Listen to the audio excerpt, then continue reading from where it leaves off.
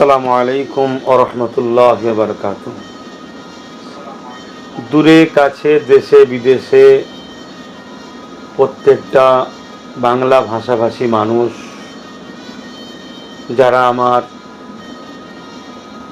প্রতি জুম্মায় এই লাইভে অংশগ্রহণ করে আসছেন এবং আজকে আসেন, প্রত্যেককে আমার আন্তরিক ভালোবাসা এবং আজ প্রতি জুম্মার নাই এই জুম্মাও আপনাদের কাছে লাইভে আসলাম প্রশ্ন উত্তর পর্ব নিয়ে। উদ্দেশ্য একে অপরের সঙ্গে কিছু কথাবার্তা বলা, পাশাপাশি কিছু প্রশ্ন অনেক মানুষের থাকে সেগুলো করা, আমি যথাযথ উত্তর দেওয়ার চেষ্টা করা। তবে অত্যন্ত আমি আন্তরিকভাবে বা মানসিক দিক দিয়ে দুঃখের মধ্যে বা কষ্টের মধ্যে একটা আছি। নিশ্চয়ই আপনারা জানেন, বর্তমান আমার ভারতবর্ষ বা আমার বাংলায়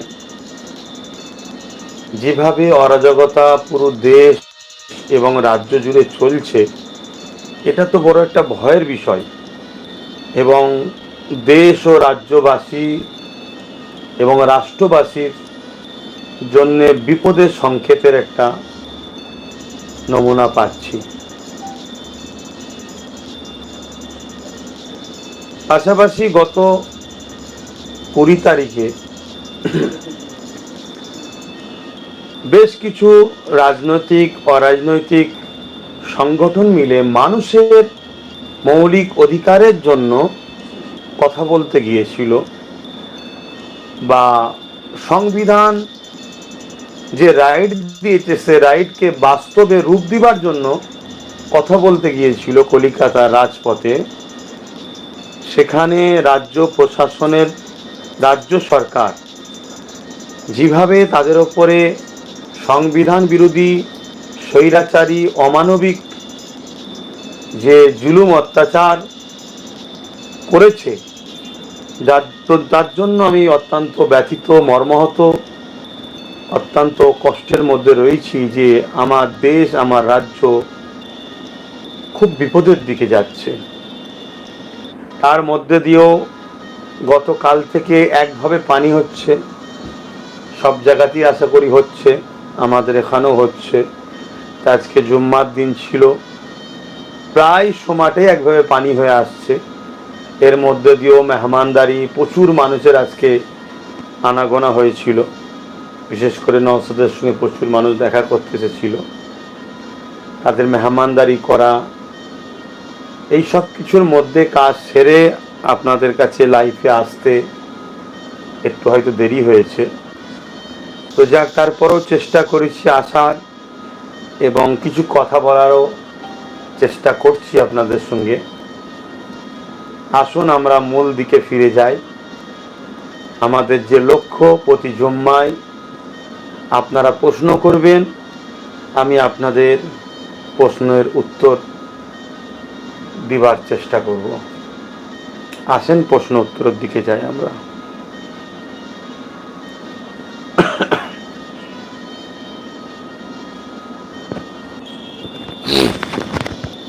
একজন প্রশ্ন করছে, গোটা পশ্চিমবাংলায় এত নেতা আছে কিন্তু মমতা ব্যানার্জি শুধুমাত্র নওশাদ সিদ্দিকের পিছনে। অ্যাকচুয়ালি 294টা সিট, তার মধ্যে টিএমসি সম্ভবত 214টা না 15টা পেয়েছে, আর 77টা বিজেপি পেয়েছিল, কিন্তু এখন বিজেপির আর 77টা নাই। টিএমসি অনেকটাকেই তাদের দলের মধ্যে নিয়ে নিয়েছে। রইল একটাই, সেটা হলো 294-এর মধ্যে বিজেপি টিএমসি বাদ দিয়ে একটাই বিধায়ক জিতে আছে, সেটা সংযুক্ত মোর্চা তথা আইএসএফের। বিজেপি টিএমসি তারা দুজনেই এক পথের প্রতীক।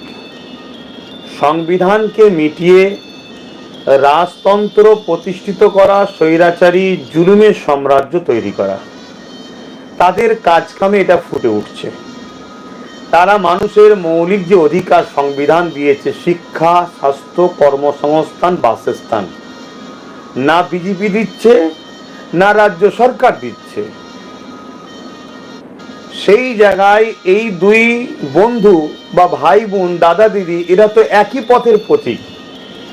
তাহলে বাকি রইল একজন, সেটা নওশাদ সিদ্দিকী, সংযুক্ত মোর্চা তথা আইএসএফ এর বিধায়ক। সে বিধানসভার ভেতরে বা বাইরে সর্ব জায়গায় সংবিধানের মৌলিক অধিকারের জন্য এবং মানুষ বা দেশবাসীর জন্য যেভাবে সে কণ্ঠ হয়ে উঠেছে, মানুষের কণ্ঠ, এটা শাসক বড় ভয় করছে।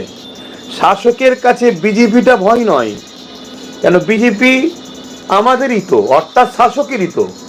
শাসক মনে করছে এটা তো আমাদেরই, কেন আমিও নাগপুরের লোক, বিজেপিও নাগপুরের লোক। অতএব তারা সেন্টারে আছে, বিপদে পড়লে আমি হেল্প করব, আমি রাজ্যে আছি তাদেরই দয়াতে।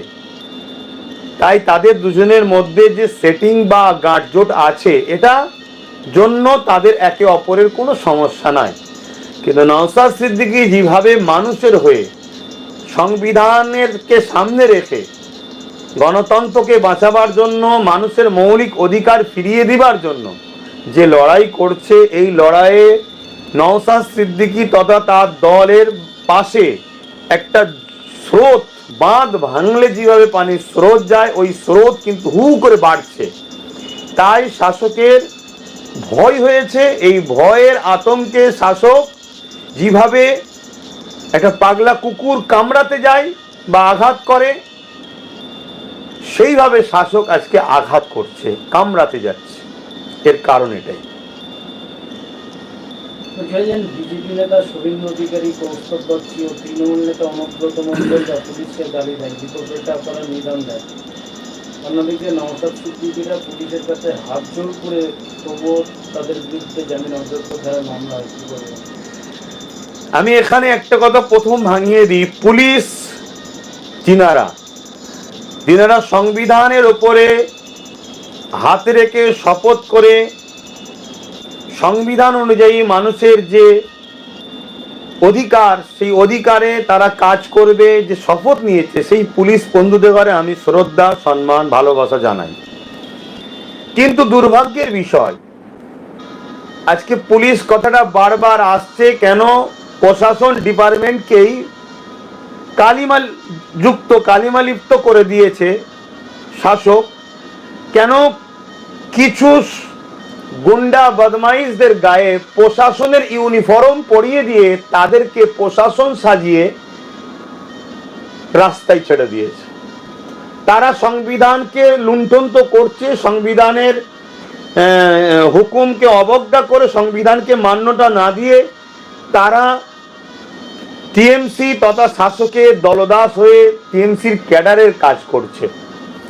খুব ভালো করে মনে রাখবেন, শুভেন্দু অধিকারী, কৌস্তব বাগচি, অনুব্রত সহ এরা যখন পুলিশের গলায় পা তুলবে বলে বা গালি দেবে বলে, মা বোনদনে নোংরা ভাষায় গালি দেয় বা জুতো দেখায়, তখন এদের বিষয়ে পুলিশ সক্রিয় হয়নি। কেন? আমি আবার বলছি, পুলিশ কথাটা বলতে নিজেকে খারাপ লাগছে, কেন পুলিশ অবশ্যই আমাদের বন্ধু, তাদেরকে আমরা ভালোবাসি। কিন্তু পুলিশের ইউনিফর্মে যারা রয়েছে তারা এজন্য এদের বিষয়ে কোনো পদক্ষেপ নেয় না। কেন? এরা তো একই দলের, এরা তো সবাই জানে যে আমরা উভয়ই তো একই। কিন্তু নওশাদ সিদ্দিকীর মতো মানুষ যখন হাত জোর করে বলে যে আমাকে আমার কথা বলতে দেন, আমাদেরকে আমাদের সংবিধানের রাইট বাস্তবায়ন করতে দেন, তখন ওই গুন্ডাগুলো, তারা তো অ্যাকচুয়ালি পুলিশ নয়, তারা তো টিএমসির ক্যাডার। টিএমসি কখনো বিজেপিকে আঘাত করবে না, কেন? বিজেপি কখনো টিএমসিকেও আঘাত করবে না। যদি আঘাত করতো তাহলে রাজ্য সরকার আজকে জেলে থাকতো। কেন? রাজ্য সরকারের যে দুর্নীতি, শিক্ষা, স্বাস্থ্য সব শুরু হয়েছে, ধরা পড়েছে, একদিন জেলে থাকতো। তিলোত্তমা বোনের ব্যাপারটা নিয়ে একদিন জেলে থাকতো। কিন্তু এরা করবে না, একে অপরের সঙ্গে মিলে আছে। তো ওই যে পুলিশের ইউনিফর্মে টিএমসির ক্যাডার আছে, তারা দেখছে নওশাদ তো আমাদের নয়, অতএব হাত জোর করুক আর যাই করো, ওর বিরুদ্ধে এমন মামলা দেবো যে মামলাটা মিথ্যা হলেও যেন জামিন না পায়, জামিন অযোগ্য মামলা দেবে। আর শুভেন্দু কৌস্তব বাগচি, অনুব্রত গাল দিয়ে মা তুলে বলুক আর জুতা দেখাক, এদেরকে কিছু করব না কেন? এদেরই দয়াতেই তো আমরা গুন্ডাগুনো পুলিশের ড্রেস পেয়েছি।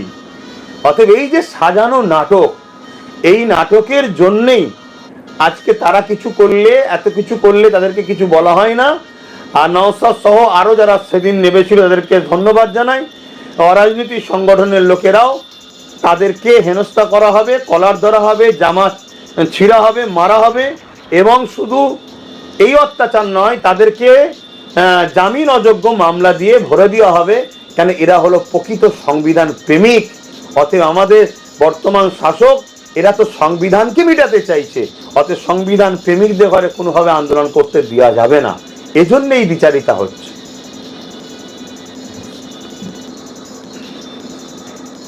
একজন প্রশ্ন করছে, এতদিন ভিন রাজ্যে বাঙালিদের উপর অত্যাচার হতো, কয়েকদিন আগে খাস কলকাতায় কার্নামাইকেল হোস্টেলে বাঙালি ছাত্রদের উপর অবাঙালিদের অত্যাচার, কি বলবেন খাস কলকাতায়?